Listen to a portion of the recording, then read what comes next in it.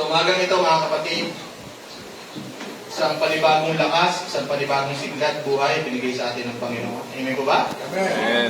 Kaya sa araw po na ito, talagang magalak tayo sa presensya ng ating Panginoon. Gaya po ng paalala ng kanyang salita sa Pilipos chapter 4 verse 4, magalak kayo sa Diyos, magalak kayo sa Panginoon, tuwi na sa Diyos kayo ay magalak. Rejoice in the Lord always, and again I say, rejoice. Walang mga anak ng Diyos na hindi laging napapalakas ng presensya ng Panginoon kasi meron siyang kagalakan kay Kristo. Amen po ba? Kaya every time na tayo po ay dumadalo ng pagtitipon, nakakatanggap tayo ng isang panibagong lakas dahil po meron tayong kagalakan sa presensya ng Panginoon. Kaya tayo po sa araw po na ito, dahil sabi ng salita ng Diyos, 2 o 3 nagkatipon sa kanyang pangalan, ang kanyang presensya ay nasa ating kalagitnaan. Kaya tuwing may pagpupuri, naroon ang presensya ng Diyos. Kaya sa tuwing tayo po ay magkakatipon-tipon, kasama natin ang Panginoon. Sa tuwing tayo po ay magpupuri, ang presensya ng Diyos, ang kanyang pagpapala ay kumikilos sa ating buhay dahil maliwanag, 2 o 3 nagkatipon sa pangalan ng Panginoon, ang kanyang presensya ay nasa ating kalagitnaan. At saan matatagpuan? Siyempre, ito po hindi ko lang sinabi, kundi ipinahayag mismo ng salita ng Panginoon. Kaya when there is worship, when there is gathering, there is a presence of the Lord. Amen po ba? Sa other.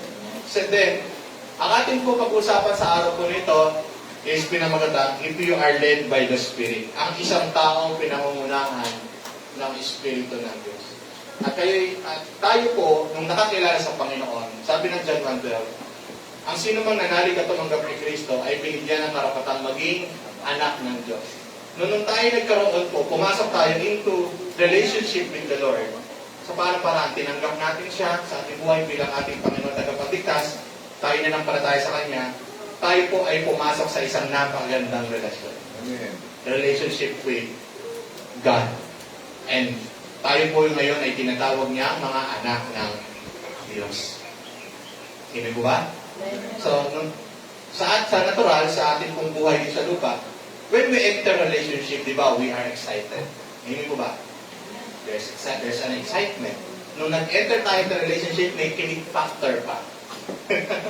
Sino pa dito nung pumasok siya sa relationship, na finally nag-confess ang kanyang crush o kanyang minamahal sa kanya ng pag-ibig. Di ba, there's an excitement, parang merong isang butterfly down sa puso. Tama mo ba? Nandun yung kilig, nandun yung joy, nandun yung araw-araw na pananabik. When we enter into relationship with the Lord, nandyan pa ba yung pananabik? Nandyan pa ba yung joy? Amen po ba? Nandiyan pa ba yung hindi mo maipaliwanag sa puso mo na pag ikaw ay nasa presence ni Lord, na doon yung talagang tunay mong kagalakan at napapasigla ka ng iyong relasyon na ito. Just like kapag kasama mo ang taong minamahal mo. Amen po ba? Kaya, mga kapatid, nung tayo pumasok sa relasyon natin sa Panginoon sa Kristo, meron siyang niregalo sa atin. Napaka-generous ni Lord. Hindi lang niya niregalo sa atin ang kanyang buhay, for us to be saved, no? Hindi lang niya niregalo ating buhay upang matubos tayo sa ating mga kasalanan, kundi bukod sa kaligtasan na tinanggap natin, nagregalo siya ng sasama sa ating sa buhay na ito, and which is His presence, the Holy Spirit. Kaya lahat ng mga mananampalataya ng Panginoon ay pinapatnubayan ng banal na Espiritu. Sabi mo sa tayo mo, ikaw ay guided by the Holy Spirit. Amen? Kaya nung tinanggap mo si Kristo sa buhay mo, huwag ka na magtaka. Ako po ba ay may Holy Spirit? Yes, because the Bible says, ang pangako ni Kristo sa kanyang mga mananampalataya ay sa kanila ang banal na Espiritu. Kaya tayo, ang gumagawa sa ating buhay ngayon, ang nangunguna sa ating buhay ngayon, walang iba kundi ang banal na Espiritu. Kasi tayo mga anak ng Diyos.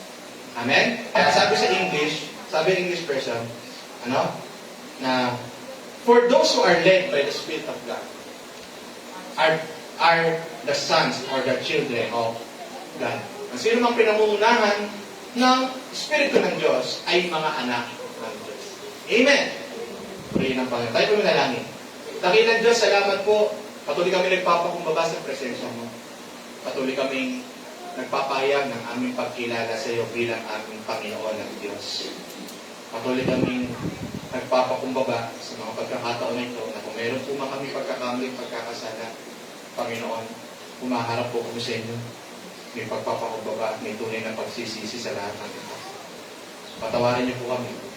Dalangin po namin na patuloy mong pakalinisin ang aming puso at aming isipan. Dalangin namin, Panginoon, na patuloy mo kaming pagharian. Kaya narito po kami patuloy na nagtitipon-tipon sapagkat ang nais namin, Panginoon Diyos, na palagi kang maranasan. Nais namin, Panginoon, na mas mag-grow kami spiritually. Mas matuto kami. Mas mabuksan kami sa kalooban mo. Sapagkat nais po namin, Panginoon Diyos, na walang ibang maghari sa buhay namin kundi Ikaw. At nais namin magtagumpay, Panginoon, sa kalooban mo dahil alam namin, apart from you, we are nothing. Kaya narito kami, Panginoon, buksan mo ang aming puso sa iyong salita. Mangusap ka sa amin. Hayaan mo sa araw nito, maintindihan namin kung paano kumikilos at nangunguna ang banal na Espiritu sa aming buhay. Upang hindi kami mabubuhay sa mundong ito na hindi po na-welcome ang pagkilos ng iyong banal na Espiritu. Nawa sa pag-aaral na ito, mas maranasan namin at makita namin ang pagkilos at kapangyarihan ng banal na Espiritu sa aming buhay. Kaya naman, Panginoon, buksan niyo po kami sa katotohanan ng iyong salita sa araw na ito. At dalangin namin pagpalain kami ng iyong Espiritu at presensya. Kami muling mapuspos at mapuno ng iyo pong presensya sa araw na ito. Upang tanggapin namin ang isang panibagong lakas. Isang kapayapaan, kagalahan na sa iyo lamang, Panginoon Diyos, nagmumula. At muli kami tumanggap, Panginoon Diyos, ng kapangyarihan na patuloy na magdadala sa amin sa iyong himala. Patuloy kami tumanggap ng iyong pagpapala at biyaya upang sa buhay na ito, Panginoon Diyos, talaga pong maranasan ang buhay na matagumpay dahil po patuloy na ikaw ang nangunguna sa amin, Panginoon. Kaya salamat po sa pagtitipong ito. We worship you and we believe in your word na pag meron pong pagpupuri, naroon ka, Panginoon, sa amin. Sa iyo po ang lahat ng pagpapuri po, salamat. Ito po ang aming dalangin sa pangalan ni Jesus. Amen and amen. Praise the Lord. Praise God. Sabi po ng ibang mga tao, many people today are asking, marami mga tao ngayon na nagtatanong, how do I know God's will? Paano ko ba malalaman ang kalooban ng Diyos? How do I make the right decision? Paano ba ako magkakaroon ng tamang desisyon? How can I live a life that truly pleases God? Paano ba ako mabubuhay na talagang nakakalugod sa Panginoon? Isa po ba natatanong po natin ito? Paano ko ba malalaman talaga kalooban ng Diyos? Paano ba talaga ako magkakaroon ng tamang desisyon? Paano ba talaga ako mamubuhay na nakalulugod sa Panginoon? Many times, tinatanong ko po yan. Why? Kasi naunawaan ko ngayon na anak na ako ng Diyos. So kailangan manindigan ako. Mag-stand ako na hindi na pwedeng balikan ko yung dati kong buhay.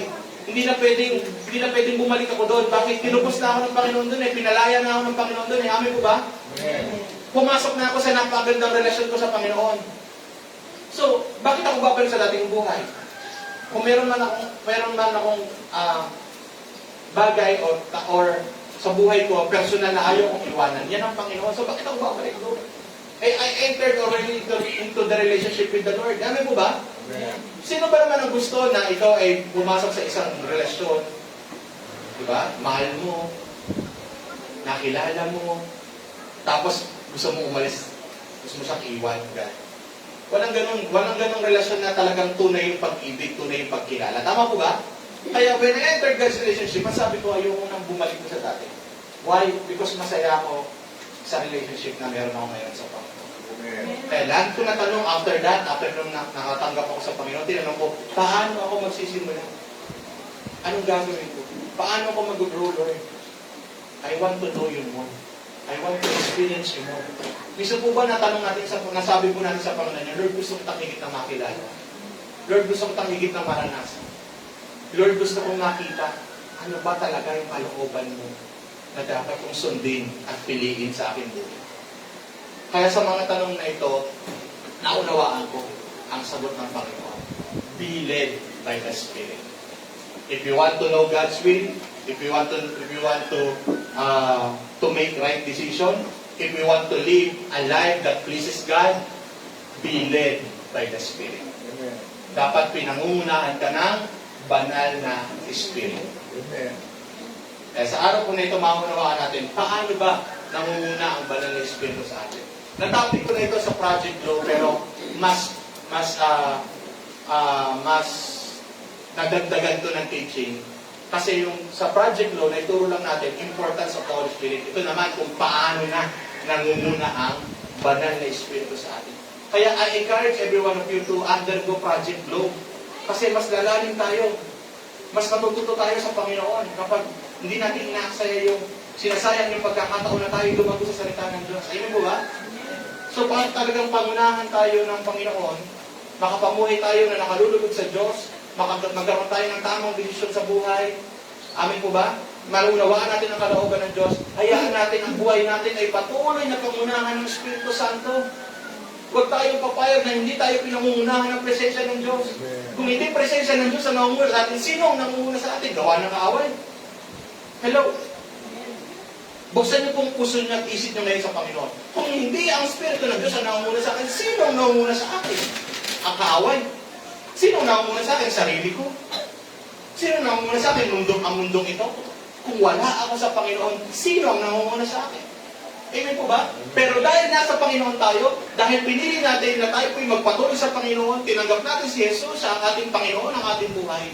Alam natin kung sino nangunguna sa atin, pinangungunahan tayo ng banal na Espiritu. Kasi kung wala tayo sa Kanya, sino ang nangunguna sa atin? Tanungin niyo sarili niyo. Sabi mo sa katabi mo, kung wala ka pa sa Panginoon, sino ang nangunguna sa iyo? Maliwanag po? Kaya ang mga nawawala sa Panginoon, tanungin nila, sino ba ang gusto mong manguna sa iyo? Bakit nawawala ka sa Panginoon? Sino ba ang gusto mong manguna sa iyo? Bakit hindi mo pinahalagaan ng Panginoon? Sino ba ang nangunguna sa iyo? Bakit para bang second choice na lang o third choice na lang ang The Lord must be the primary of our choice. Amen po ba? Amen. Kasi gusto natin pangunahan tayo ng Espiritu ng Diyos. Amen po? Then, maliwanag kasi, for those who are led by the Spirit of God are the children of God. Makikita mong tunay tayong mga anak ng Diyos kung paano tayo pinangungunahan ng Espiritu Santo. Amen. And are you excited? Paano ba talaga tayo pinangunahan ng Espiritu Santo? Na talaga nagpapatunay na tayo mga anak ng Diyos? Amen! Gusto niyo pong malaman kung paano na tayo pinangunahan ng Espiritu Santo? Patunay na talaga tayo mga anak ng Diyos? Amen. Amen! Tignan natin ang Word of God. What does it mean to be led by the Spirit? To be led by the Spirit means allowing the Holy Spirit to guide our thoughts, choices, and action. Kapag hinahayaan natin ang Banal na Espiritu na ginagabayan ang ating pag-iisip, ang ating mga pinipili sa buhay at ang ating mga gawa, tunay nga tayo pinangungunahan ng Banal na Espiritu. What does it mean? Marami pong pwedeng pumasok sa ating mga kaisipan. Pero pinipili natin ang tama. Hello? Maaring madaming pumasok na mali sa ating kaisipan. But we choose to be guided by the Holy Spirit by choosing what is right in our thoughts. Hello? Pag daw pinipili mo lagi ang maayos na kaisipan, ang kalooban ng Diyos sa iyong isa, na dapat mong pakaisipin, isabihin, inaalaw mo ang Holy Spirit to guide you. Then, kapag hinahayaan mo na ang iyong choices sa buhay ay according to God's will, hinahayaan mo na gabayan ka ng banal na Espiritu. At kapag hinahayaan mo na ang iyong mga ginagawa sa buhay ay kalooban pa rin ng Diyos, hinahayaan mo, inaalaw mo ang Holy Spirit to guide you. Pero kapag ang laman ng kaisipan mo ay hindi maka-Diyos, ang iyong mga choices ay hindi maka-Diyos, ang iyong mga gawa ay hindi maka-Diyos, hindi mo hinahayaan na pangunahan ka ng banal na Espiritu, kundi ibang Espiritu. Espiritu ng pagkagalit, Espiritu ng kung ano-ano, Espiritu ng kaaway ang pinaghahari natin. But if you choose na pangunahan ang iyong kaisipan ng salita ng Diyos, ang iyong choices ay pinangunahan ng salita ng Diyos, ang iyong actions ay pinangunahan ng salita ng Diyos, inaalaw mo na gabayan ka ng banal na Espiritu. Palapakan natin ang Panginoon. Are you allowing the Spirit of God to guide your thoughts? Yes. Are you allowing the Spirit of God to guide your choices in life? Yes. Are you allowing the Spirit of God to guide your actions? Yes. Yes.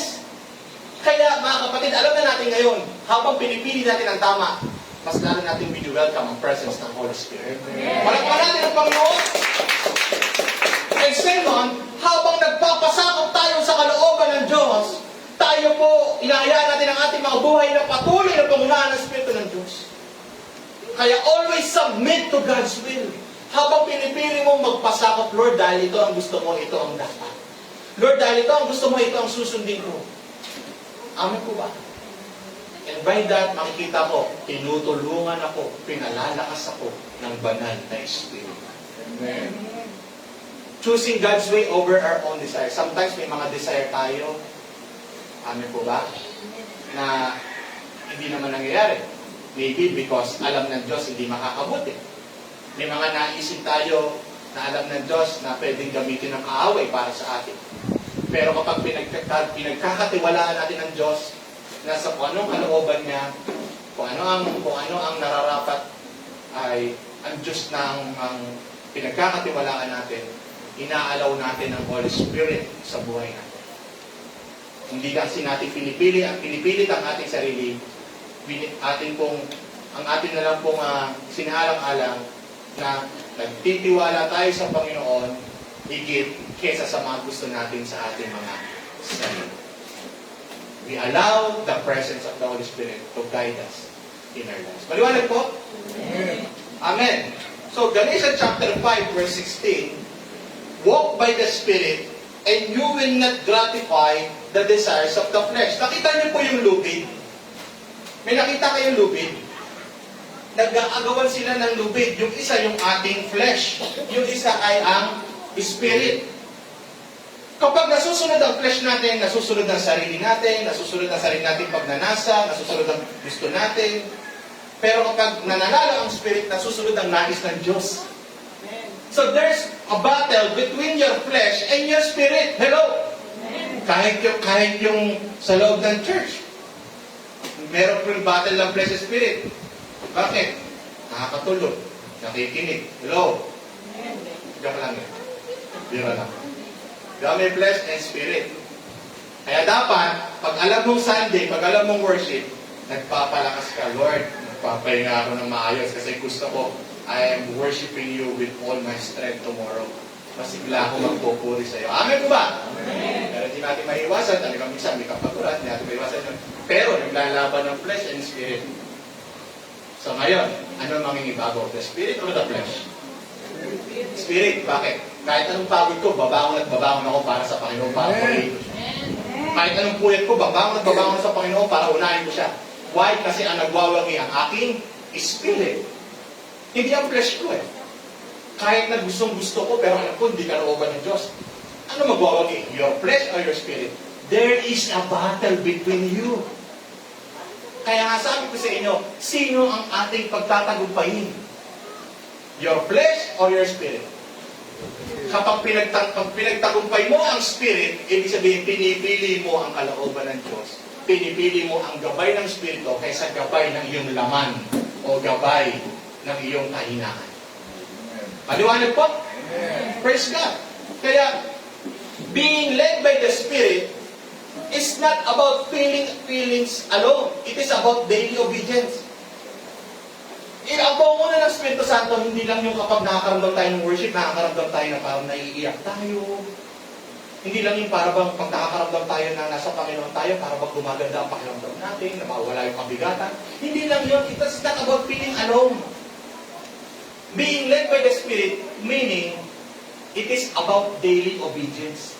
Hindi mo lang nararanasan yung presence ni Lord every time nag-pray ka na parang nakakalma ang puso mo, isip mo. Hindi lang patungkol doon. Ang tunay din na ginagabay ng banal na Espiritu, pinangunahan, ay yung isang tao na nakasusunod lagi sa Panginoon. Ibig sabihin yun, he or she is guided by the Holy Spirit. Bakit? Ang Holy Spirit ang nagpapalakas sa kanya, kaya mas lalo siyang nakasusunod sa Panginoon. Kaya pag ikaw ay sumusunod sa Diyos, ibig sabihin lang nun, you are guided by the Spirit. Kasi kung hindi ka guided ng Spirit, yung pagsunod mo sa Diyos, lulubog lilitaw. Yung pagsunod mo sa Diyos, sala sa lamig, sala sa init. Hello?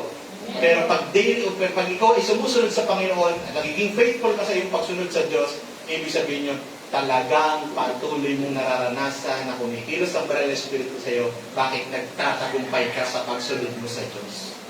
Paliwanag po? Amen? Kaya do not allow na magwawagi yung flesh natin. Magwagi dapat lagi si Lord sa atin. It's not us, but hayaan natin magwagi lagi sa buhay natin ang Panginoon. Amen. The way we talk, the way we think, the way we choose, the way we act, laging si Lord ang magwawagi. Sa tulong at kapangyarihan ng banal na Espiritu. Palakpakan natin ang mga. The flesh says, do what feels good. Ano sinasabi ng ating laman? Gawin natin kung ano sa tingin natin na maganda sa pakiramdam. The Spirit says, do what is right. Huwag mo lang hayaan na gawin mo kung ano yung masaya sa iyong pakiramdam. Ang dapat mong gawin kung ano ang tama. Because iba ang sinasabi ng flesh, iba ang sinasabi ng Spirit. Do what is right. Amen ba? Because in this world, there is full of temptation. This world, there is full of deception. So, maglalaban talaga ang flesh and spirit. But let us do what is right. Because we are guided by the Spirit of God. Amen. Amen? Next, how does the Holy Spirit lead us? Through the Word of God. Because the Spirit will never contradict Scripture. Ang banal na Espiritu, nangunguna yan sa magitan ng salita ng Diyos. Because in John chapter 16 verse 13, when He, the Spirit of truth comes, He will guide you into all the truth. Sino po yung nagtuturo sa atin ng salita ng Diyos? Nagbibigay ng wisdom. Holy Spirit. Kapag tayo nag-aaral ng salita ng Diyos, di ba? Ang Holy Spirit ang nag-guide sa atin para mas maunawaan natin ang salita ng Diyos. Amen. Siya yung nagbibigay ng wisdom sa atin to understand the Word of God. Kaya ang Holy Spirit, namumuna yan sa magitan ng patuloy niyang pinagtitibay ang salita ng Diyos sa ating puso. Amen. Patuloy niyang pinagtitibay ang salita ng Diyos sa ating kaisipan. Why? Because kailangan na siya po ang patuloy naglalagay sa atin sa katotohanan ng kalooban ng Diyos. Kaya, pansin po ninyo, kapag kayo ay nasa sitwasyon, bigla na lang papasok ang salita ng Diyos sa inyo. Bigla na lang maaalala nyo ang sinasabi ng Lord sa inyo. Hello? That is guided by that is guide of the Holy Spirit.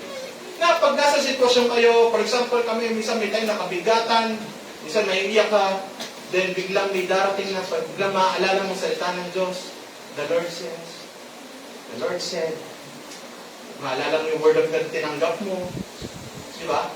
Ibig sabihin nun, yung Holy Spirit, pinapaalala sa iyo, pinagtitibay sa iyo ang salita ng Diyos sa puso mo.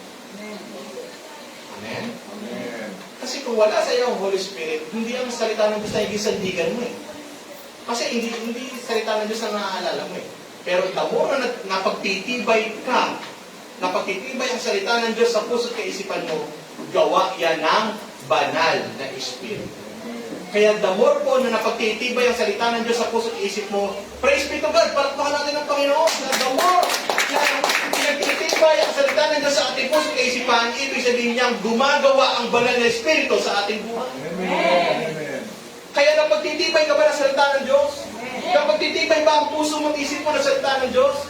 Ibig sabihin niya, gumagawa ang Holy Spirit sa iyo, buhay ang banal na Espiritu sa iyo. Kasi kung hindi tumitibay ang salita ng Diyos sa puso at isip mo, iba ang gumagawa sa iyo. It's either your flesh again. than the Spirit. Either the enemy than the Spirit. But the more na nakikita mo, nararamdaman mo, tumitibay ang iyong puso sa salita ng Diyos. The more na nararamdaman mo, tumitibay ka sa salita ng Diyos. It is the work of the Holy Spirit of God. Kaya salamat, Holy Spirit, na gumagawa ka sa magitan ng pagpapatibay mo sa akin, sa salita ng Diyos, sa aking puso, aking buhay. Amen po ba? And pangalawa, makikita mo na talagang Holy Spirit ang gumagawa sa buhay natin because mayroong conviction and inner peace sa atin. May conviction. Mayroong nangingibabaw na konsensya sapagkat pag alam natin ang isang bagay na kinakarap natin ay hindi kalooban ng Diyos. May conviction. Dati, nang wala tayo sa Diyos, parang yung mga ginagawa natin, wala lang. Kasi wala tayong pangunawa kung tama o mali. Pero ngayon, ginagabayan tayo ng Banal na Espiritu, alam natin hindi kalooban ng Diyos, merong umiiral na malaking na konsensya at nangungusap sa atin na hindi ito kalooban ng Diyos. Hindi dapat ito. The Holy Spirit is talking to you and reminding you. Amen po ba? Amen. Kaya, at meron din sa panahon ng kaguluhan, meron pa rin inner peace kang nararamdaman, and that is the word of the Holy Spirit. Kasi kung wala ang Holy Spirit sa iyo, pag ikaw po ay nasa sitwasyon ng mabibigat, baka mamaya, andyan na po ang pasok na depressed ka na, full of anxiety, full of depression. Ngayon, napaka-uso ng mental health ngayon. Naaawa ko sa mga kabataan. Ang dami na yung pasyente sa health office ngayon na puro mental health ang problema. Totoo po. Sabi ko, puro mental health. Hindi, wala na yung, alam niyo po yung orientation nila sa sarili. Hindi na maayos. Ang mga kabataan, syempre maayos yan. Yung mga bata pa yun, gusto niya, laging presentable yan. Maganda, magwapo yan eh. Diba? Pero, papasin ko, kapag tinatay ka ng depression, yung wala na, hindi na nila alam yung self-orientation sa sarili nila. Hindi na makaligo ng ayos. Napapasin mo, hindi nila maalagaan ang sarili because of mental health status. Tama ko ba? Naawa ko. Awa talaga ako. Kaya sabi ko, Lord, let them experience your presence. Pag ako nagpe-pray sa kanila, Lord, let them experience your presence. Alam ko, bakit ito sa kanila na ginagawa ng kaaway. Inilalagay sila, meron silang bandage na ginagawa ng kaaway para sirain ang buhay nila. But I'm asking your miracle, sabi ko, let them experience your presence. Let them experience your peace. Kaya, ako'y nagpapasalamat sa Panginoon kapag merong isang taong nakalaya from the mental health sickness at nakalaya, nakatagpo ng pag-asa sa Panginoon. Nakatagpo ng kapayapaan. That's why kung ikaw ay puno-puno ng kapayapaan, ay magpasalamat ka dahil maraming iba ka. Walang inner peace. Amin po ba? At hindi lang sa inner peace, maraming iba na nabubuhay na hindi nakakilala sa Panginoon. Nabubuhay na magulo ang buhay. Nagiging masama ang kanilang buhay. Amin po ba?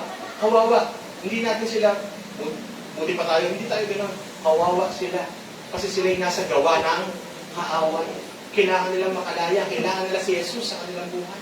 Pero the moment na ikaw po ay merong conviction sa kasalanan, meron kang kapayapaan sa kaguluhan, o anumang pagsubok sa buhay, hindi ikaw yan. Dahil kung sa sarili mo lang, hindi mo kayang harapin ang lahat ng pagsubok sa buhay. Hello? Kung ikaw lang, hindi mo kayang harapin ang lahat ng tukso sa buhay.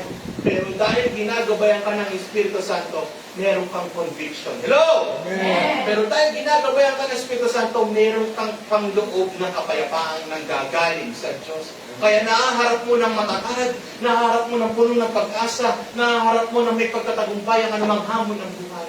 Dahil ang banal na Espiritu ay sumasa. Amen.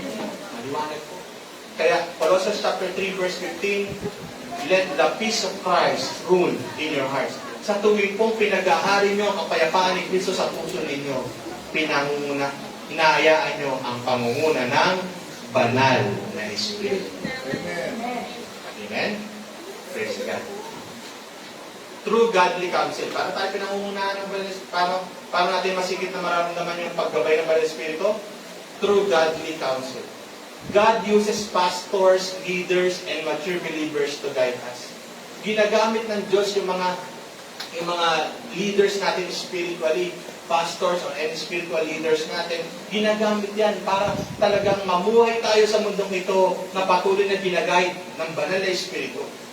Kasi kung walang ginagamit si Lord na magpapaalala sa atin ng kalooban ng Diyos, baka bumalik na lang naman tayo maligaw ulit sa dati. Pero salamat sa Panginoon dahil merong ginagamit ang Lord na ginagabayan din ng banal na Espiritu para magturo sa atin. Hello!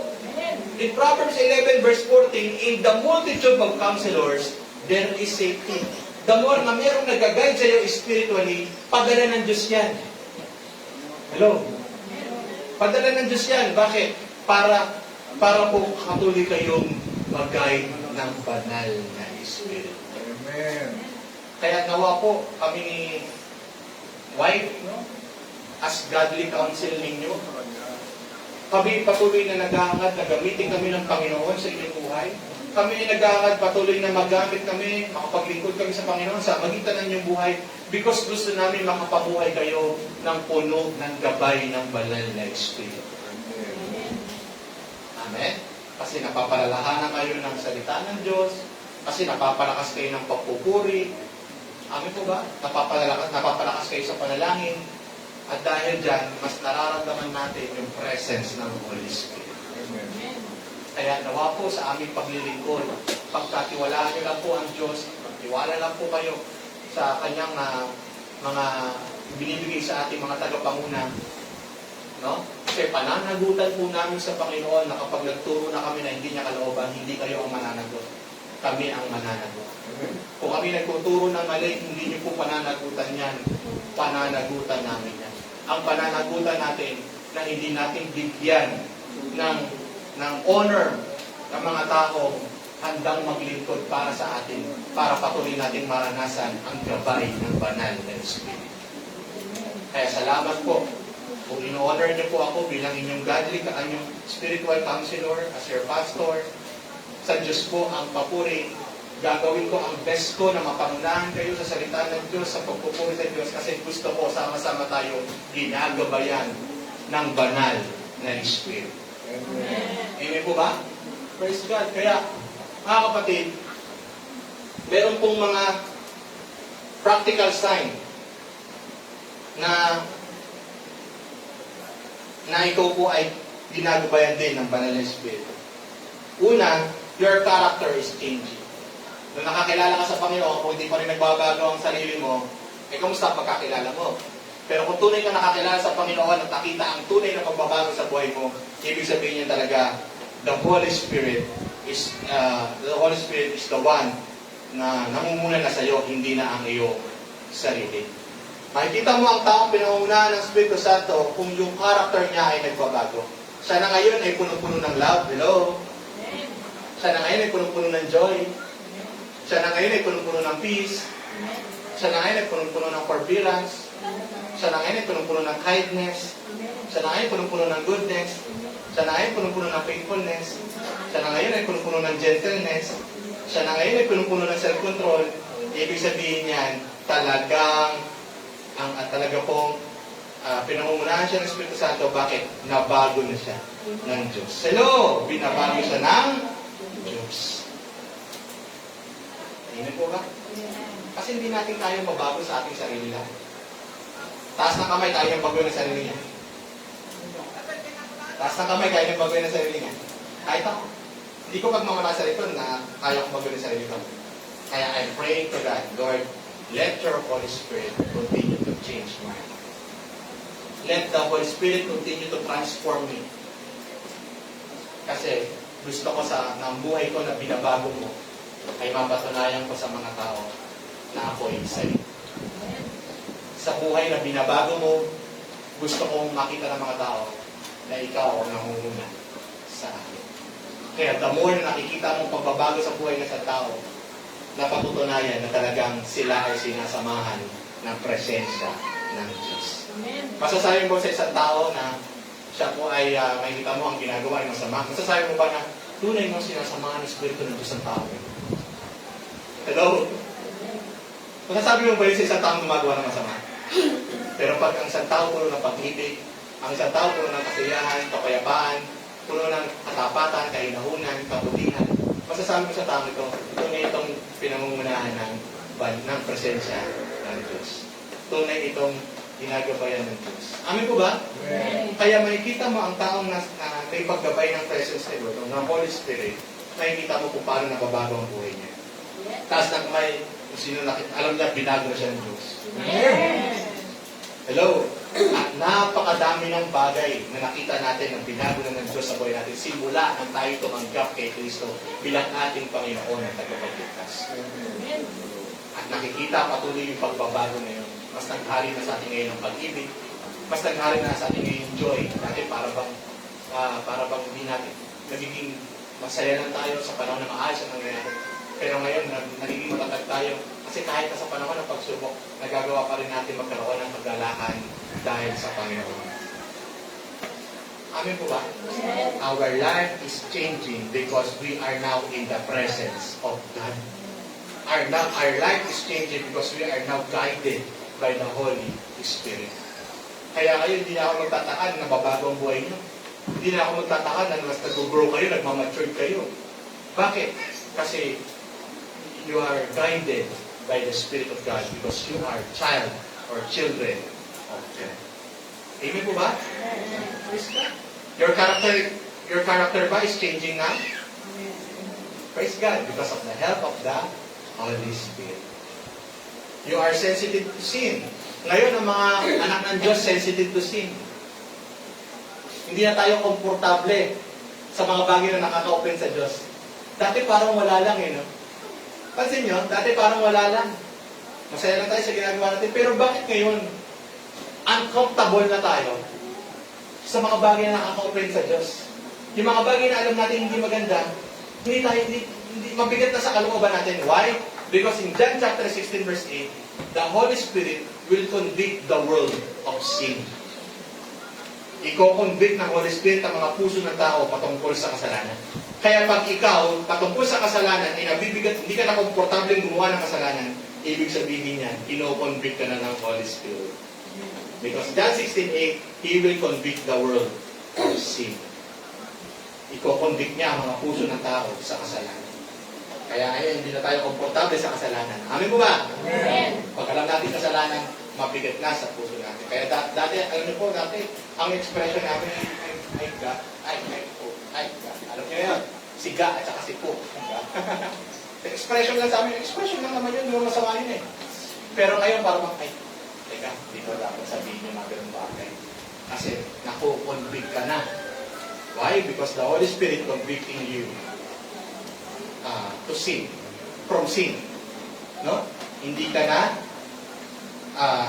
nasisiyahan sa mga bagay na kasalanan. Taas ng kamay, mga nasisiyahan pa sa kasalanan. Wala. Pero taas ng kamay na hindi niya na ginugusto ang kasalanan. Nabibigatan siya. Kapag nabibigatan ka na sa kasalanan, sino na nauuna sa iyo? Ang presence ni Lord, the Holy Spirit. Kasi nga, you are guided by the Spirit. Kaya, the Spirit makes us uncomfortable with what offends God. Ang wala ko ninyo? Hello? Ang wala ko ninyo na talagang iba yung buhay na ginagabay ng Espiritu Santo. Iba yung buhay na namubuhay ka lang sa sarili mo, wala ang Diyos. Maliwanag po. Pangatlong bagay, you desire to obey God even when it's hard. Kapag ang isang taong pinangungunahan ng banal na Espiritu, patuloy niya pa rin pinipili na sundin ang Diyos kaysa sa kanya sarili. Amen? Napakadami kong labahin ngayong linggo. Unahin ko muna ito, matatambakan ako. Ay, sabi pala ng Panginoon, seek ye first the kingdom of God and His righteousness, and all these things will be added to you. Unahin ko ang Diyos. Hello? Amen. Ay, teka, parang ayoko namang magbukas ng ayoko namang magsara ng business ko ngayon. Unahin ko ito, pera rin ito. Ang sabi ng Panginoon, no? Sabi ng Panginoon sa Hebrew, huwag kayong magmukhang salapi sapagkat hindi ko kayo iiwan ni pababayan. At sabi ni Lord, sabi na sa itanan niya, huwag kayong magmukhang salapi. Hindi ko kayo iiwanin. Pababayaan mo. Naalala mo sa salita ng Diyos. Susundin ko ang Panginoon. Sabi ni Lord, wag akong mag-alala. Wag mukhang salapi. Pinibili mo lang sundin ng Diyos. Kasi you are guided by the Holy Spirit. Hello! Amen. Hindi po ba? Praise God. Kaya kahit ano pang piliin natin sa buhay natin, dahil may banal na Espiritu tayo, ipapaalala niya kung ano ang mas mahalaga. Ipapaalala niya kung ano ang mas tama. Ipapaalala niya na mas sundin natin ang Diyos sa buhay natin. Kaya Luke chapter 22, verse 42, not my will, but your will be done. Amen? Praise God. Siya magpapaalala sa atin na, pwede ba, Pastor, di mo na ako susunod kasi meron kaming get together. Anong sabihin natin? Okay lang ba? Kapatid, kung kaya naman, baka pwede unahin si Lord. Sulod na lang. Right? Because the Bible says, always put God first. Yung mga simpleng halimbawa lang. Tama po ba? Kasi we choose to obey God. Even sometimes, masusubukan tayo kung ano ba talaga ang mas matimbang sa atin. At wala mas ibang matimbang sa atin kundi ang Panginoon. Amin po ba? So, how do we live a spirit-led life daily? Surrender mo ang bawat araw mo kay Lord. So, paano para? Proverbs 3, 5, and 6. Trust in the Lord with all your heart and lean not on your own understanding. In all your ways, submit to Him, and He will make your path straight. Lord, itong araw nito, sinusuko ko sa iyo, pinagkakatiwala ko. Ano man ang mangyari, nagtitiwala ako. I surrender, sinusurrender ko yung bawat araw ng aking buhay. Sa paano paraan, sa pinagkakatiwala ko sa iyo, ang lahat. Bawat araw ng buhay natin, ipinagkakatiwala natin sa Panginoon. That's how we surrender our day in the Lord. Amen po ba? Amen. At sabi niya, trust in the Lord. Ikaw ay, sabi nga rin na, pinag-usapan namin, pag Sunday, masigla tayo. Pero pagdating ng Monday to Saturday, para tayo nakikibaka na naman sa buhay. Hello, tama po ba? Amen. Para nakikibaka na naman tayo. Kumakarap naman tayo sa maraming responsibilidad. Kailangan mong estudyante, kailangan ko mag-aral, kailangan ko pagsikapan ng buhay. Mga magulang, kailangan ko pagsikapan ng buhay ng ating pamilya. Kumaharap na naman tayo sa mga iba't ibang pakikibaka from Monday to Saturday. Ang Sunday na lang ang rest natin kasi nasa presence tayo ni Lord. Pero hindi. Dapat Monday to Saturday, no? Laging nasa presence tayo ni Lord kahit na may mga gampanin tayo. Kaya ang ginagawa natin, Lord, nakaharap na naman ako sa iba't ibang responsibilidad. Pero I surrender each day. I trust in you. Amin po ba? Ipinagkakatiwala ko na lahat sa iyo para gagawa tayong may kasiyahan sa lahat ng ating mga ginagawa. Bakit? Natutunan mo na ang ipagkatiwala ang bawat araw mo sa Panginoon. Di ba po? Kapag natutunan mo ipagkatiwala ang bawat araw mo sa Panginoon, sinusurrender mo, ibig sabihin, ang iyong araw-araw sa Diyos. Kaya, learn to trust the Lord with all your heart and lean not on your own understanding. Acknowledge Him in all your ways and He will make your path straight. Sa iyong paglakad, sa iyong buhay, sa journey mo dito sa buhay nito, kasama mo ang Panginoon as you continue to trust in Him. Amin po ba? Amen. Praise God. So, surrender natin lagi araw-araw. Lord, pinagkakatiwala ko ng bawat araw ko. Ito, dadaanan naman tayo sa isang panibagong linggo. Lord, from Monday to Saturday, another. Pinagkakatiwala ko ang lahat ng bawat araw ng buhay ko. Ano mangyari? Masaya ako kasi pinagkakatiwala ko na sa iyo. That's how the Holy Spirit strengthening us. Pinagtitibay tayo. Next, stay connected to God. Kung gusto mo na patuloy na ikaw ay nasa guidance ng Holy Spirit, stay connected to God. Kapag ikaw ay lumalayo sa presensya ng Diyos, lumalayo ka rin sa guidance ng Holy Spirit. Stay connected. Ang isang electric fan, tingin po natin, magiging kapaki-pakinabang ba yan pag yan ay hindi nakasaksak? Magiging kagamit-gamit ba yan pag hindi nakasaksak? Magiging blessing pa yan sa mga tao na iinitan pag hindi nakasaksak? No. Hindi yan ikakasaya ng mga tao pag hindi yan nakasaksak because hindi siya nakakonect sa outlet, sa source of electricity. Tama po ba? Pag tayo po ay hindi nakakonect sa Diyos, walang kabuhay-buhay. At nakagagawa lamang tayo ng mga wrong choices, wrong decisions, wrong actions. What? Kasi walang nagpapalakas sa atin na gawin ang tama. Hello? Walang nag-guide sa atin na mas maging maayos ang ating kaisipan at tandaan sa mga bagay-bagay. Kasi walang gumagabay sa atin. Walang Holy Spirit. Pero pag lagi tayo nakakonect sa Diyos, laging nagiging presence ang Holy Spirit sa atin. Amen? Amen. Pag tayo nakakonect sa Diyos, laging mas napapalakas ang presence ni Lord sa buhay natin. Because nakakonect tayo sa source of our strength and life. Amen? John chapter 15 verse 45, remain in me, sabi ni Jesus Christ, manatili kayo sa akin. At gaya ng pananatili ko sa inyo, apart from me, you can do nothing. Wala kayong magagawa kung kayo'y hiwalay sa akin. So anong sabi ni Lord? Remain in me. Remain in me. Magnatili kayo sa akin. Sino po dito gusto manatili sa Panginoon? Amen. Habang buhay. Habang siya'y malakas pa. Habang siya'y nabubuhay pa. Kasabihin niya sa Panginoon, Lord, I will stay. Because you have said in your word, remain in you. Remain in me. Remain in me as I also remain in you, Jesus said. Amen. Manatili kayo sa akin, gaya ng pananatili ko sa inyo. Dahil wala kayong magagawa kung kayo'y hiwalay sa akin. Amen. Kaya pag nakakonect ka sa Diyos, punong-puno ka ng Holy Spirit, punong-puno ka ng presence of God. Sa paanong paraan ng mga disciples, napuspos sila ng presence ni Lord? Sa paanong paraan? Anong ginawa nila? In Acts chapter 2 verse 42, they devoted themselves to the apostles' teaching, fellowship, breaking of bread, and to prayer. Anong ginawa doon ng mga apostles? Bakit sila patuloy na napalakas ng presence ni Lord?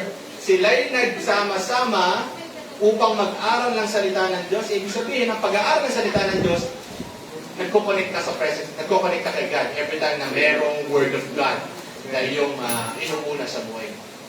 Every time na pinakikinggan ka Word of God, every time na meditate kang Word of God, nagko-connect ka kay God, nag-i-stay ka kay God. Hello? Amen. Without Word of God, hindi tayo nag-i-stay in the presence ni Lord. Without fellowship, hindi tayo nag-i-stay sa presence ni Lord. Kahapon ang topic namin, yung kahalagaan ng fellowship. I hope, and I believe, na trust the Lord, na naunawaan ng ating mga kapatid, kahalagaan ng fellowship. Kasi without fellowship, paano tayo patuloy na mapagtitibay ng presence ng presence ni Lord? Para mapagtitibay yung faith natin without fellowship. Tama, Kuya Kevin, no? Ganda na sa Kuya Kevin, no? Napagtitibay tayo because of the fellowship. Mas nakikilala natin ang Panginoon. Mas napagtitibay yung ating faith sa Panginoon through fellowship. Basta kapag natili tayo tuloy kay Lord. Kasi nagpapalakas tayo. Through prayer. Through worship service. Kaya may communion. Hindi ba? Sa lahat ng mga ito, anong sabi ng una? They devoted themselves. Are you willing to devote yourself through prayer? Are you willing to devote yourselves to God through fellowship? Amen. Are you willing to devote yourselves in teaching of the Word of God? Kapag tayo po ay nananatili sa salita ng Diyos, nananatili sa panalangin, nananatili sa fellowship, doon tayo mas lalong nakakapanatili sa Diyos. Gaya na sabi niya, manatili kayo sa aking gaya ng pananatili ko kayo sa inyo. Pag nawala na ang Word of God sa buhay niyo, I tell you, sigurado ko, pag nawala na ang Word of God sa buhay niyo, baka mamaya mamali na naman tayo ng direction. Pag wala nang pareha sa buhay niyo, I tell you, baka mamaya mahina ulit ang iyong pananampalataya. Pag nawala yung fellowship, I tell you, baka mahina ulit ang iyong relationship sa Panginoon. Baka mamaya ay nanlamig ka na naman sa iyong buhay pananampalataya. Hello? Pero pag tuloy-tuloy yan, mag-i-stay ka sa presence ni Lord. Bakit? Napapalakas ka ng Word of God, napapalakas ka ng prayer, napapalakas ka ng fellowship na meron tayo sa Panginoon. Are you willing to devote yourself sa lahat ng ito? Sama-sama tayo sa pagbabalik ng Panginoon? Amen. Because we allow the Holy Spirit to continue to guide us sa buhay natin. And 3, hayaan natin yung buhay na pinangunahan ng Espiritu sa magitan ng huwag tayong mag-excuse kay Lord. James 1:22, Do not merely listen to the word and so deceive yourselves. Do what it says. Maraming mga nakikinig pero dinadaya lang ang sarili. Huwag lang tayo mga naging tagapakinig. Sumunod tayo. Be doers of the word of God. Hindi sapat na nakikinig ka lang. Huwag daw natin dayain ang ating sarili. Sundin natin ang salita ng Diyos. Sapagkat sa tuwing sinusunod natin ang salita ng Diyos, hindi tayo nag-excuse kay Lord. Patuloy na hinahayaan natin yung Holy Spirit, ikaw po ang magwagi. Ikaw magwagi sa buhay ko kasi ikaw ang nasusunod. Kaya do not merely listen to the word and so deceive yourself. Do what it says. Amen po ba? Praise God. Kaya conclusion natin, church being led by the Spirit is not about being perfect. Hindi ibig sabihin, pinangungunahan tayo ng Banal na Espiritu, perfect na tayo. Hello? Hindi ibig sabihin nyo na nagkamali ka, hindi ka na pinangungunahan ng Espiritu Santo. Hindi ibig sabihin nyo wala ka sa president, hindi nagkakamali ka. Minsan talaga may panahon nagkakamali ka, but it doesn't mean na wala sa iyong Holy Spirit. Makikita mo lang na talaga ang isang tao, ginagabay ng Spirit, hindi dahil sa perfect siya, kundi patuloy niyang sinisikap na magpasa sa Panginoon sa anumang oras. Kahit sa panahon ng kahinaan, pinipili pa rin niya pandahuli ang magpasakot sa Panginoon. Amen. Sa kahit anumang kahinaan niya, sa pandahuli, pinipili pa rin niyang tumayo at magpatuloy sa Panginoon. Minsan darating ang panahon tayo, madadapa.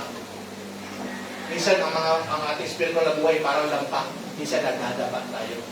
But it's not about being perfect. Yung pinangungunahan ka ng Banal na Espiritu kasi kahit minsan nadadapa ka, nangyayari yun. Tapos na kami hindi nadadapa sa buhay, nadadapa din tayo. Minsan nagkakamali tayo. Pero dahil alam natin na kay Lord tayo, alam natin ang Holy Spirit ang nasa atin, pipiliin pa rin natin bumangon sa pagkakadapa at para magpatuloy pa rin sa Panginoon. Kaya sabi ng Hebrews chapter 12 verse 2, fix your eyes to Jesus, the author and perfecter of your faith. Wag lang na mawawala ang iyong paningin sa Panginoon. Madapa ka, pero wag mo nga hayaang mawala ang paningin mo sa Panginoon. Magkamali ka, pero wag mo nga hayaang mawala ang paningin mo sa Panginoon. Mapagod ka, pero huwag mong hayaang mawala ang paningin mo sa Panginoon. Napapagod ka, nagkakamali ka, nadadapa ka, pero ang paningin mo ay patuloy mong binubuksan para sa Panginoon. Para patuloy kang babangon, patuloy ka pa rin tatayo para magpatuloy sa Kanya kahit anong kahinaan, kahit anong pangyayari sa buhay. Amen mo ba? Bakit? Kasi it's not about being perfect. It's about being submitted. Patuloy kitang pipiliin, Panginoon, kahit ako'y nagkamali. Patuloy kitang pipiliin kahit ako'y nadapa. Patuloy pa rin kitang pipiliin kahit nangihina ako at napapagod. Patuloy kitang pipiliin. Because I want na patuloy akong pangunahan ng iyong Banal na Espiritu kahit sa aking mga kahinaan. Amen. Patuloy kitang pipiliin. Kaya kasabi ko po sa inyo, one time may pray kami mag-asawa noon. Sabi namin nun, alam niyo mga mami, kahit lang dalawa na lang o tatlo na lang kasama namin sa paglilingkod. Maraming hindi pinili ang magpatuloy sa Panginoon. Maraming mga hindi nagtagumpay na magpatuloy sa journey kay Lord. Okay lang, basta may 2 taon nagpapatuloy, itutuloy namin. Bakit po? Kasi it's not about being perfect, it's about patuloy kami magsasubmit kay Lord sa pinagagawa niya. Maglilingkod kami kahit 2 o 3 na lang o 1 na lang ang nabibigyan. Why? Kasi ang alam namin, kaya namin ginagawa ito, because tinutulungan kami ng Holy Spirit na maging tapat sa paglilingkod sa Panginoon. Amen. Amen po ba? Kaya nadagdagan pa. Ay, kaya hindi pa rin nila na 2 lang yung prayer natin. Kahit 2 o 3 lang, sabi ni Lord. Pagka mag-alala, hindi 2 o 3. Marami kang makakasama sa paglilingkod nito kasi tapat ako na tumawag sa iyo.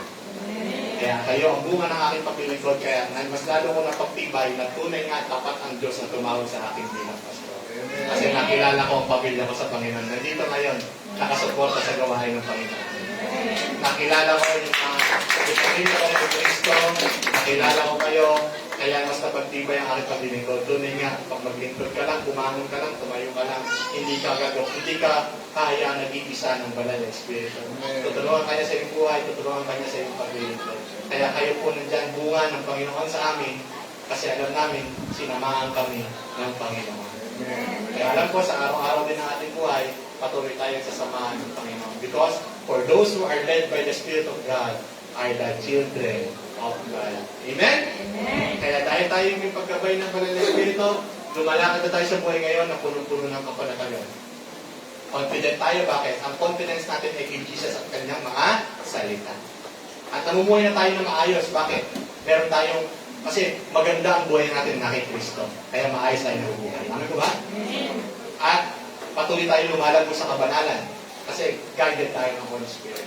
At patuloy na nakikita si Kristo sa buhay natin. Bakit? Pinamumunahan tayo ng presence ni Lord. Amen?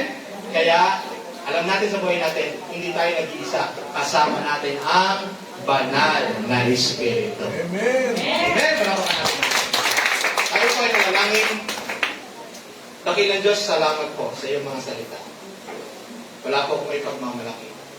Wala po akong mapagmamataas. Kundi ang alam ko lang, Panginoon, na tinawag mo ko upang ipangaral ang iyong salita. Tinawag mo ko upang ibahagi ang mga katotohanan nito na nais mong maunawaan ng bawat isa na hindi kami nag-iisa sa buhay na ito. Kasama namin ang banal na Espiritu. At alam namin, dahil kasama namin ang banal na Espiritu, alam namin na magtatagumpay kami sa anumang kasalanan, magtatagumpay kami sa anumang gawa ng kaaway. Dahil ang banal na Espiritu ang magpapalakas sa amin, ang banal na Espiritu ang magpapatibay ng aming pananampalataya. Ang banal na Espiritu ang patuloy na magpapatibay ng mga salita ng Diyos sa aming puso at isip. At ang banal na Espiritu ang patuloy na nagagawa sa buhay namin upang mangyari ang kalooban ng Diyos. Kaya alam namin hindi kami nag-iisa.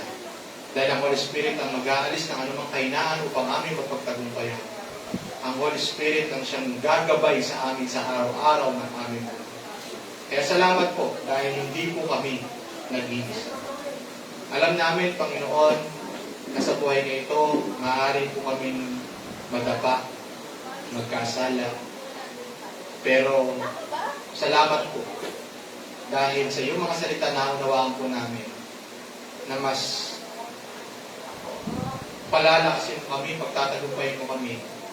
Kasi ang kapangyarihan ng Banal na Espiritu ay sumasa amin upang magtagumpay kami sa lahat ng suliranin ng buhay. At iyo po kaming binigyan, Panginoon, ng regalo upang mangibabaw sa amin ang tunay na kapayapaan, tunay na kagalakan. At alam po namin, Panginoon Diyos, na sa buhay na ito, patuloy kang magbibigay ng iyong pagpapalat biyaya sa bawat isa sa amin dahil po kami ay iyong mga anak na iyong tinawag upang magtagumpay sa iyong kalooban at magandang plano, Panginoon, para sa amin. Kaya narito po kami, Panginoon, nagsasubmit. Narito po kami, Panginoon, patuloy na binubuksan ang aming puso at isip sa panguna ng Banal na Espiritu sa amin po. Whatever we do, wherever we are, may we guided by the Holy Spirit. Give us wisdom every day. Give us strength every day. Give us protection every day. Give us, Lord, favor every day. Miracle every day. Through the power of the Holy Spirit. In Jesus' name we pray. Amen and amen. God bless po.